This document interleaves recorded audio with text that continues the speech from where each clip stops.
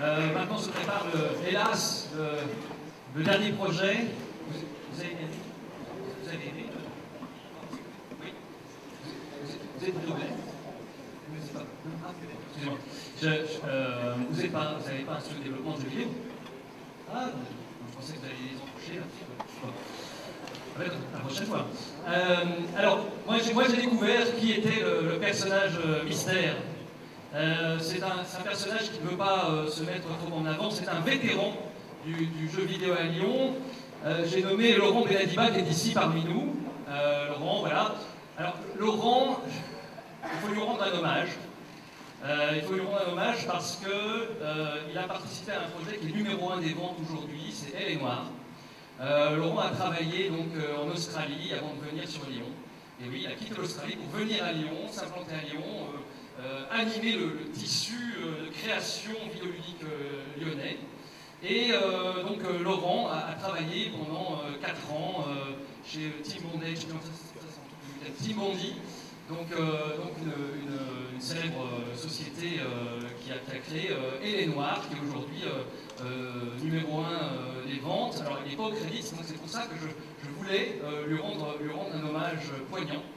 Alors si vous voulez savoir ce que fait Laurent maintenant, après avoir participé à ce fantastique titre dans lequel on modélisait parfaitement dans Elle est Noire, vous avez vu, les visages sont super bien modélisés, etc. Laurent m'a montré sa dernière création à l'E3 la semaine dernière à Los Angeles, où il présentait un fabuleux jeu de poney sur 3DS. Alors, j'en vois qui ricanent. Non mais attention, vous savez que le public du jeu de poney, c'est la jeune fille qui aime bien retrouver ses expériences d'équitation dans le jeu de poney. Et c'est un public extrêmement exigeant.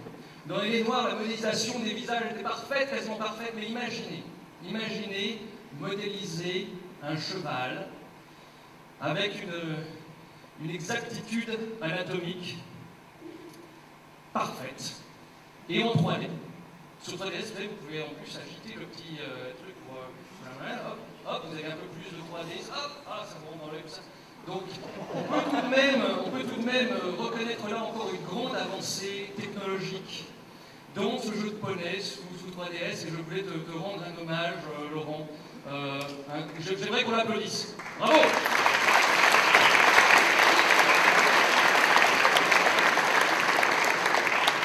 Alors, un autre grand jeu, c'est le dernier projet que nous allons vous présenter, au nom encore plus cryptique que celui le projet précédent. Donc c'est KO là-haut, et j'aimerais bien que vous leur fassiez aussi des applaudissements fantastiques. Allez-y maintenant!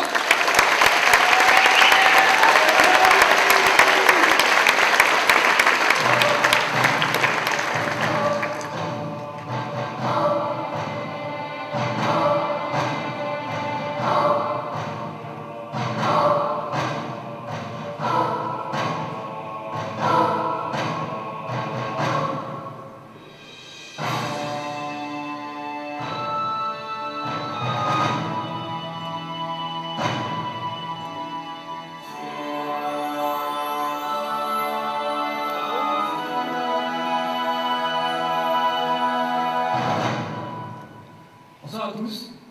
Ce soir, mon équipe et moi-même sommes vraiment très fiers de pouvoir vous présenter Kaolao. Kaolao est un jeu d'action et de réflexion à la troisième personne dans un monde tout en 3 dimensions. Mais avant tout, Kaolao, c'est l'aventure d'un jeune aztèque qui a voyagé dans le futur et qui malheureusement y est resté coincé. Son but maintenant va être de revenir chez lui, retrouver les siens. Pour cela, il va avoir une magie aztèque qui va lui permettre... Cette magie aztèque est géniale. La magie aztèque qui va beaucoup l'aider.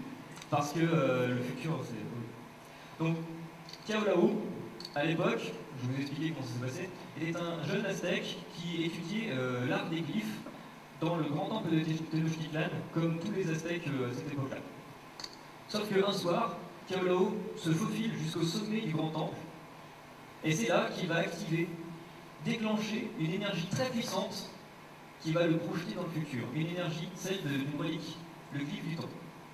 C'est cette relique qui va propulser Kaolao dans le futur, et c'est également cette relique dont Kaolao aura besoin pour revenir du futur et retrouver les siens. Donc, Kaolao va pouvoir utiliser la magie. Donc, Kaolao ici présent. Kaolao. Allez, montre-toi. Ah. Voilà. Donc, Kaolao, je te présente le public. Le public, voici Kaolao. Bon, je suis désolé, il est un petit peu timide quand il y a autant de monde. Donc, comme je le disais tout à l'heure, Kaolao va pouvoir utiliser la magie. Donc, comment ça fonctionne la magie aztèque? Chaque magicien aztèque va recevoir un rouleau qui va lui permettre de stocker son énergie vitale. Énergie qu'il va pouvoir réutiliser par la suite de deux manières différentes. La première est une fonction passive. Cette fonction va être activée automatiquement afin de protéger Kaolao contre toutes sortes de dégâts qui pourraient lui être faits. La deuxième est une fonction active, qui est l'utilisation même de la magie par Kaolao. C'est grâce à cette fonction que Kaolao va pouvoir déplacer la matière, modifier son environnement. Donc Kaolao, tu peux nous faire une petite démonstration? Ils sont pas méchants, ils vont pas te manger. Hein. Donc une démonstration, va pas trop vite hein, pour qu'ils aient le temps de voir. Donc la magie fonctionne, le déplacement de matière fonctionne en 4 temps. Première étape, Kaolao va lancer un glyphe d'énergie sur une partie qu'il a l'intention de déplacer. Deuxième étape, Kaolao va lancer un deuxième glyphe à l'endroit où il veut que la matière se dirige. Alors, évidemment, la magie Kaolao fonctionne. Donc, la matière se déplace. Mais comme tout bon magicien aztèque, Kaolao sait très bien que quand il déplace de la matière, il dérègle l'équilibre du monde. Cet équilibre va toujours, quoi qu'il arrive, reprendre ses droits. C'est pourquoi le bloc que Kaolao déplace, quel que soit le bloc qu'il déplace, il reviendra toujours à sa place. Alors, Kaolao ne peut rien y faire. Sauf une chose. Kaolao peut accélérer le processus. C'est-à-dire que s'il enlève l'énergie qu'il a mis dans le déplacement de matière, le bloc reviendra plus vite. Comme ça. Alors, Kaolao peut déplacer la matière, c'est génial. Ça va lui servir à quoi? Là, il est dans le futur, vous savez. Là, Kaolao, le futur, c'est surtout son environnement qui va le piéger. Ici, grâce à la magie, il peut déplacer et organiser son environnement comme il le souhaite, tout en créant toutes sortes d'escaliers qui vont lui permettre d'accéder à des zones qui étaient inaccessibles auparavant, ou ça c'est génial. Il va pouvoir, par exemple, se frayer un chemin à travers des murs en déplaçant la matière qui les compose. Il va pouvoir également se créer des plateformes sur lesquelles il pourra sauter et qui vont lui permettre d'échapper à toutes sortes de zones dangereuses, où il va pouvoir également se dissimuler. Alors, Kaolao va se dissimuler, mais pourquoi? Tout simplement parce que Kaolao est dans le futur, ne l'oublions pas, et le futur est loin d'être amical avec Kaolao. Montre-le. Donc, dans le futur, Kaolao va découvrir que les robots, les machines qui vivent là, sont en train de recycler ce qui reste des Aztèques. Les Aztèques se sont éteints et les robots sont en train de s'approprier les lieux en laissant derrière eux une matière grise et lisse et froide et moche. Et cette matière, le pire pour Kaolao, c'est que cette matière, ces glyphes d'énergie ne fonctionnent pas dessus. Donc au fur et à mesure que les robots s'étendent, Kaolao est de plus en plus emprisonné dans les sous-sols du... Donc maintenant, vous allez tous être extrêmement jaloux, car vous allez assister à ce que Romain va faire tout de suite. Il est un des premiers à pouvoir accompagner Kaolao dans le futur. Je te laisse faire, Romain. Donc voilà. Romain va accompagner Kaolao dans une des premières étapes de son voyage. Alors oui, évidemment Kaolao est aztèque. Étant donné que Kaolao est aztèque et qu'il vivait à peu près au XVIe siècle, il parle le Nahuatl. C'est pas trop simple de le comprendre, mais on a eu la chance d'avoir un traducteur avec nous. Il nous a fait la traduction. Bon, c'est une langue morte, mais on a quand même eu un traducteur, c'est la chance. Donc, nous sommes dans une des premières étapes de son voyage.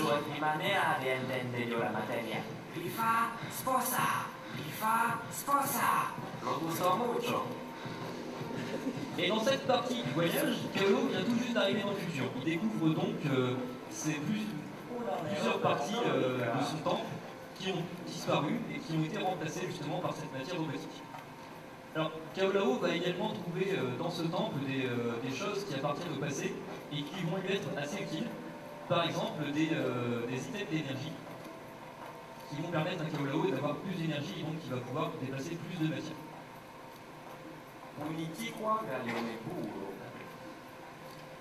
Donc, Romain, tu peux peut-être demander à Kaolo d'aller voir un peu ce qui se passe dans la pièce d'à côté. Si ça se trouve, il y a un truc intéressant. Ce ne serait pas du tout fait exprès de notre part. Donc, dans cet environnement, dans le futur, Kaolo va découvrir et il va devoir apprendre des robots. Et il va comprendre comment les robots recyclent la matière, recyclent les assets, et comment ils font pour amener cette nouvelle énergie. Donc vas-y, tu peux le suivre. Au cas où tu es suicidaire, tu peux l'aider. Donc, pour illustrer un peu ce qu'on a expliqué tout à l'heure, Kaolao va se retrouver dans des environnements où parfois il sera assez embêté parce que les robots seront très présents. Donc par exemple, dans ce type d'environnement, il y a énormément de matière grise, et cette matière, vu qu'elle n'est pas déplaçable par Kaolao, il a beaucoup moins de possibilités. C'est pourquoi Kaolao va devoir être extrêmement ingénieux. Kaolao va devoir être très très fort pour utiliser le peu de ressources qu'il a afin d'effectuer énormément de choses et pouvoir fuir cette avancée robotique qui risque de le rendre prisonnier. Alors, Kaolao, ça ne suffira pas. Kaolao, il va avoir besoin de vous parce qu'il ne connaît pas du tout ce monde robotique. Et donc Kaolao va avoir besoin de vous afin que vous le guidiez, que vous lui donniez toute votre connaissance pour qu'il puisse comprendre et combattre en fait tout cet univers robotique, les réseaux, toute cette technologie qui régit cet environnement. Et Kaolao, il va avoir énormément besoin de nous. Donc est-ce que vous êtes prêts? Est-ce que vous êtes prêts à suivre Kaolao dans le futur? Est-ce que vous êtes prêts à permettre à Kaolao à utiliser toutes vos connaissances, tout votre pouvoir, afin de l'aider à traverser les obstacles qui le séparent du livre du temps et des siens, de son passé? Est-ce que vous êtes prêts à rejoindre l'aventure Kaolao?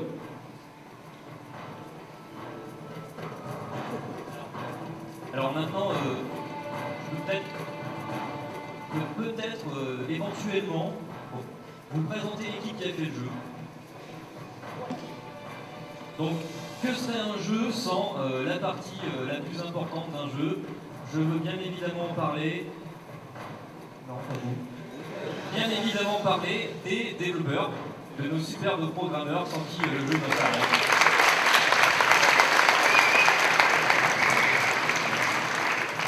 Alors, bien sûr aussi, Kaolao, comme vous avez pu le voir, c'est une musique.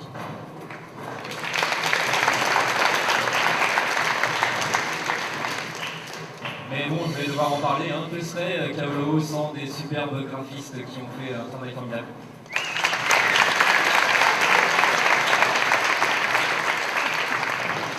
Et puis on a eu la chance d'avoir avec nous Romain, qui a été le premier à tester le futur, le Kaolao, et qui a construit avec nous les levels et le jeu. Bon, Com va être un peu jaloux, mais il est là aussi.